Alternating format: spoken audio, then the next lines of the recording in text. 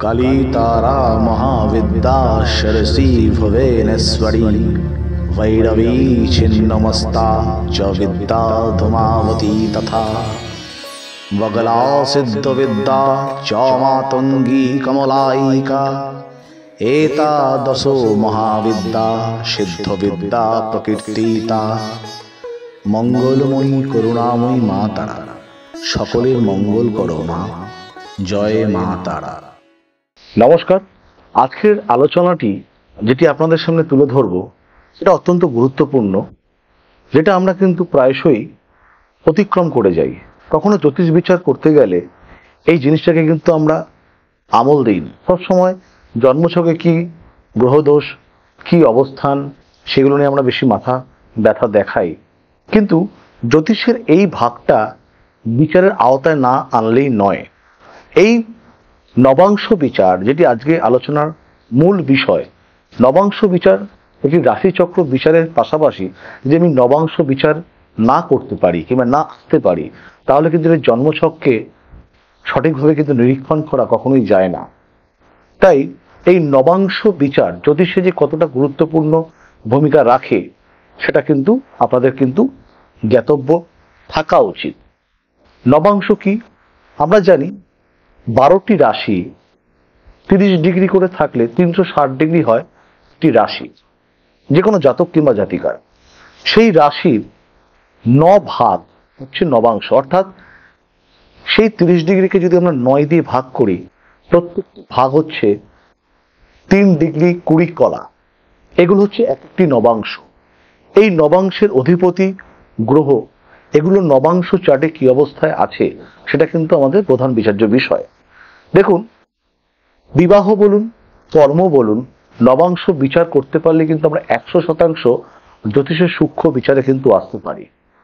নবাংশ বিচার হচ্ছে যদি কোনো রাশি চক্রকে আমরা বিচার করি সেটা যদি 2 ডাইমেনশনাল হয়, নবাংশ বিচার কিন্তু 3 ডাইমেনশনাল, অর্থাৎ যে কোনো জন্মছককে আমরা যদি দুদিক থেকে দেখি সেটা হচ্ছে 2 ডাইমেনশনাল, সেটা হচ্ছে রাশিচক্র বিচার।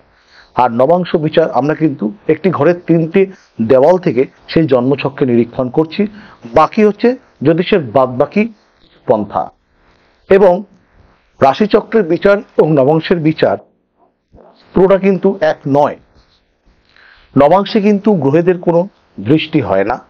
রাশিচক্রে যেই গ্রহ ভালো অবস্থায় আছে সেই গ্রহই যদি নবাংশে ষষ্ঠ অষ্টম এবং দ্বাদশ ভাবে দুস্থানগত হয় তাহলে কিন্তু সেই রাশিচক্রে যেই গ্রহটা আমাকে ভালো ফল দিচ্ছে বলে আমি মনে করি। ধরুন বৃহস্পতি রাশিচক্রে আমার ভালো অবস্থায় আছে, কিন্তু নবাংশ চার্টে সেই বৃহস্পতি যদি নিচস্থ অবস্থান কিংবা সেই বৃহস্পতি যদি নবাংশ চার্টে যদি পাপগ্রহ মধ্যগত হয় কিংবা দুস্থানগত হয় কখনোই কিন্তু সেই বৃহস্পতি ভালো ফল দিতে পারে না। তাই ক্ষেত্রে কিন্তু নবাংশকে প্রাধান্য দিতে হবে। এবং শুধু তাই নয়, নবাংশ যদি রাশিচক্রে কোনো ভালো গ্রহ যদি আমার কোণপতি কিংবা ত্রিকোণপতি হয় তাহলে কিন্তু নবাংশে যদি সেই গ্রহ যদি কোণপতি কিংবা ত্রিকোণপতি না হয় তাহলে কিন্তু সেই গ্রহ কিন্তু কখনো ভালো ফল দিতে পারে না। নবাংশে যদি কোনো গ্রহ উচ্চস্থ অবস্থায় থাকে, যদি সেই গ্রহ রাশিচক্রের নিচস্থ অবস্থানে থাকে, ধরুন কারণ রাশিচক্রের শনি নিচস্থ অবস্থানে থাকলো মেষ রাশির ভাবে, কিন্তু কোনো ক্রমে দেখা গেল যে নবাংশের সেই গ্রহই তুলা রাশিতে উচ্চস্থ অবস্থায় থাকে, তবে রাশিচক্রে সেই শনি খারাপ অবস্থায় থাকলেও কিন্তু নবাংশে যেহেতু ভালো অবস্থায় থাকছে তাই কিন্তু শনির ভালো কারকতা কিন্তু আমরা পাবো। কখনোই কিন্তু শনি আমাদের খারাপ ফল দিতে পারে না।